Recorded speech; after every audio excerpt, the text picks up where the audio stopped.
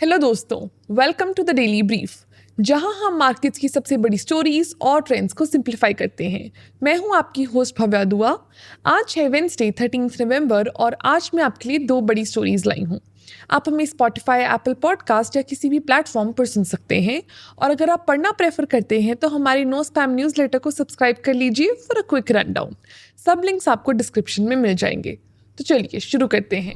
आज सबसे पहले मैं बात करूंगी इंडिया के पेंट इंडस्ट्री के बारे में और उसके बाद हम डिस्कस करेंगे कि इंडिया के प्रॉपर्टी टैक्स सिनेरियो में क्या चल रहा है। तो चलिए आज की पहली स्टोरी से शुरू करते हैं। इंडिया की पेंट्स इंडस्ट्री एक बहुत बड़ा हिस्सा है इकोनॉमी का। ये सिर्फ दीवार को कलर नहीं करता बल्कि हमारी इकोनॉमी की हेल्थ का एक मिरर भी है। सोचिए इस तरह से, जब लोग अपने घर को इम्प्रूव करने में इन्वेस्ट करते हैं, जैसे पेंटिंग करवाना, तो ये इस बात का सिग्नल होता है कि वो फाइनेंशियली सिक्योर फील कर रहे हैं। दूसरी तरफ अगर लोग ऐसे खर्चों से बच रहे हैं तो हो सकता है कि ये आने वाले फ्यूचर को लेकर थोड़े कॉशियस या चिंता दिखाता है। अभी हाल ही में इंडिया के कुछ बड़े पेंट कंपनीज जैसे Asian Paints, Berger Paints, Akzo Nobel और कंसल नेरोलैक ने अपने क्वार्टरली अर्निंग्स रिपोर्ट्स रिलीज किए। मैं आज इनके बारे में इसलिए बात कर रही हूँ क्योंकि ये रिपोर्ट्स मार्केट की अपॉर्चुनिटीज़ और चैलेंजेस दोनों को हाईलाइट करते हैं। तो आज की इस स्टोरी में चलिए ब्रेक डाउन करते हैं वो ट्रेंड्स जो आजकल इंडिया के पेंट सेक्टर को ड्राइव कर रहे हैं।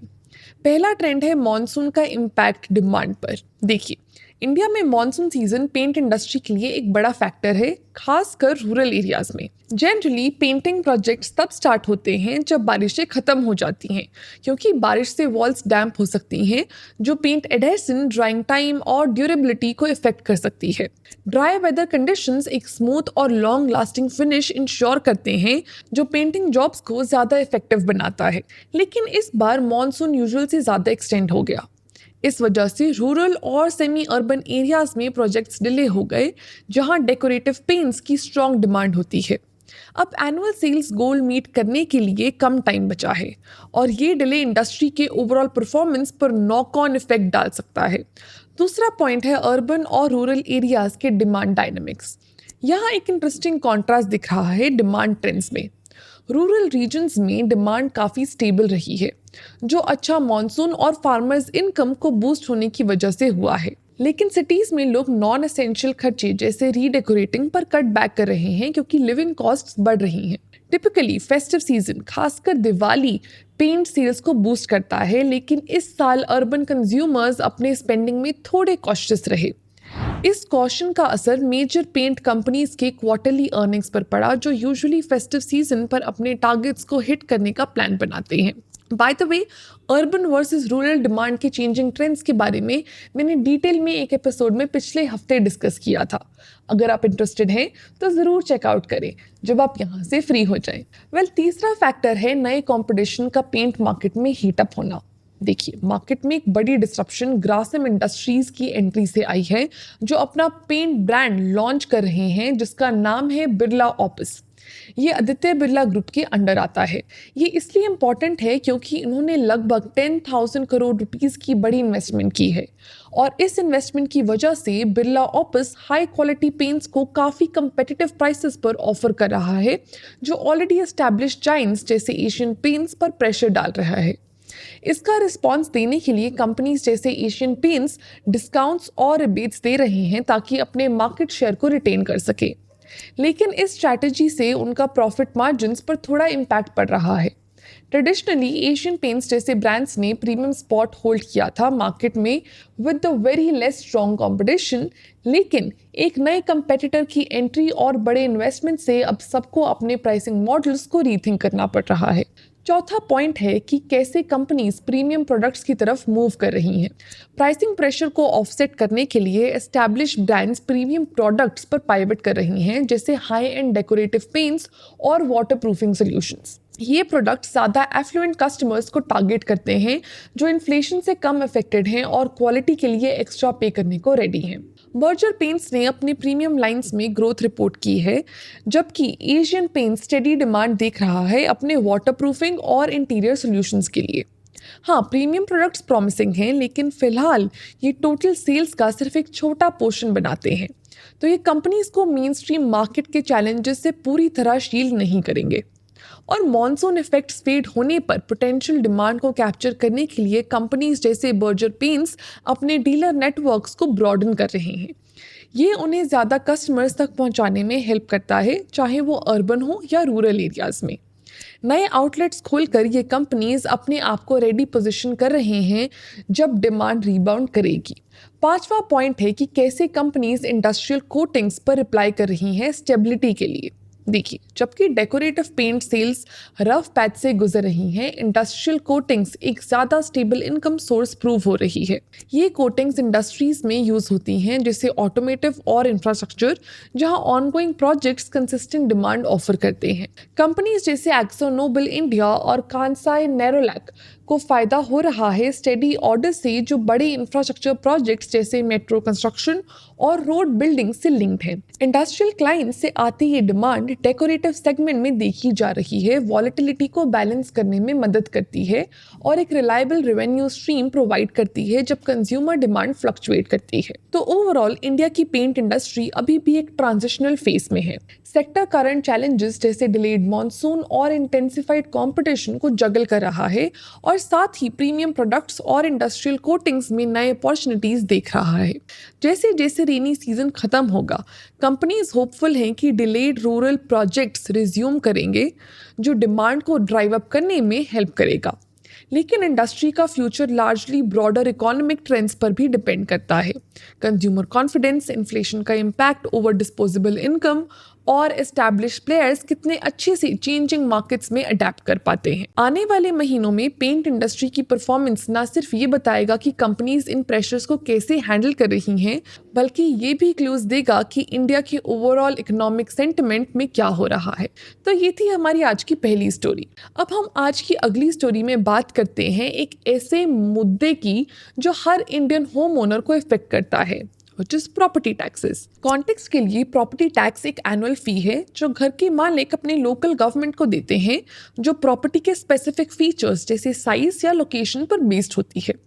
शुरू में ये एक रेगुलर चार्ज लग सकता है, लेकिन प्रॉपर्टी टैक्सेस एक बड़ा रीज़न है क्यों कुछ सिटीज़ में स्मूथ और वेल लिट रोड्स होती हैं, जबकि कुछ सिटीज़ में पॉट होल्स और वाटर शॉर्टेजेस के इश्यूज रहते हैं। अभी हाल ही में international monetary fund which is IMF ने एक रिपोर्ट रिलीज़ की जो दुनिया भर के प्रॉपर्टी टैक्सेस पर लाइमलाइट डालती है, और इंडिया के नंबर्स थोड़ा सरप्राइज करने वाले हैं। सिंपल शब्दों में बोलें तो इंडिया बाकी कंट्रीज के कंपैरिजन में प्रॉपर्टी टैक्स से बहुत कम कलेक्ट कर रहा है और इसका असर हमारे सिटीज के फंक्शन करने पर पड़ रहा है। तो चलिए स्टेप बाय स्टेप समझते हैं कि यहाँ चल क्या रहा है। IMF रिपोर्ट कहती है कि इंडिया सिर्फ अपने GDP का 0.1% प्रॉपर्टी टैक्सेस से कलेक्ट करता है।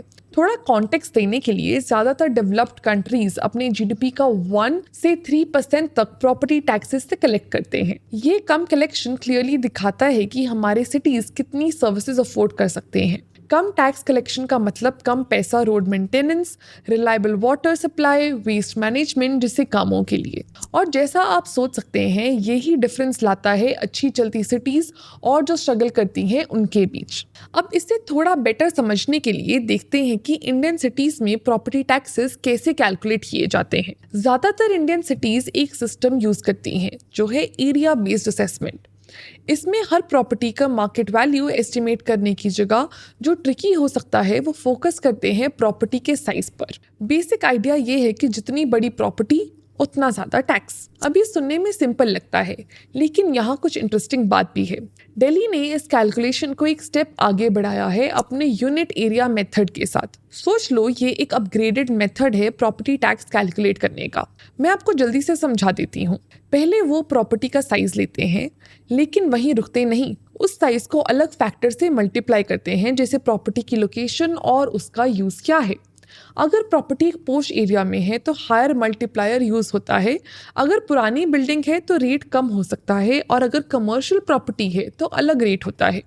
वो कोशिश करते हैं कि एक एक्यूरेट पिक्चर कैप्चर करने की प्रॉपर्टी की वैल्यू और पर्पस की, सिर्फ साइज के बियॉन्ड। लेकिन कुछ सिटीज अभी भी पुराने सिस्टम पे बेस्ड हैं, जैसे एनुअल रेंटल वैल्यू।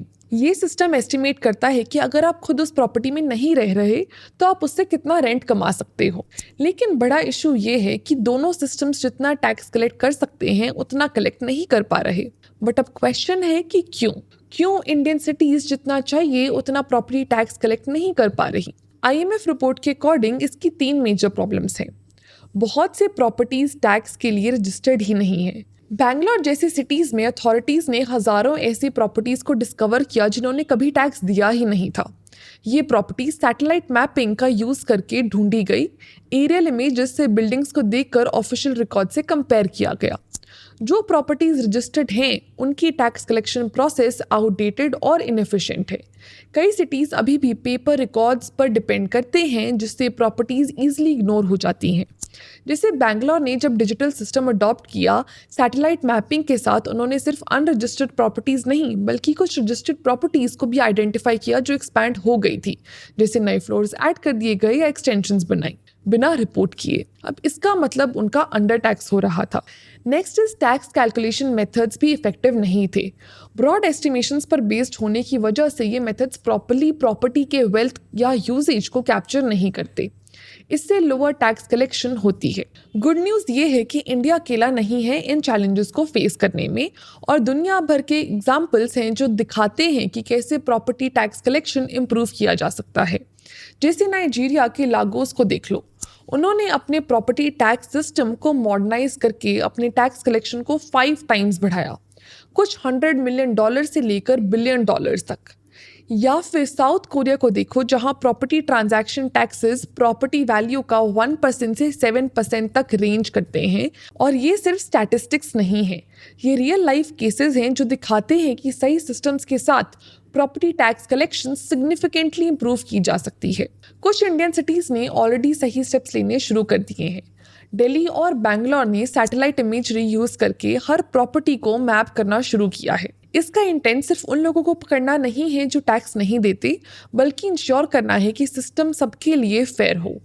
जब सब प्रॉपर्टीज अकाउंटेड फॉर होंगी और सब अपना शेयर पे कर पाएंगे तो ओवरऑल टैक्स रेट कम हो सकता है, क्योंकि बर्डन इवनली शेयर्ड होगा।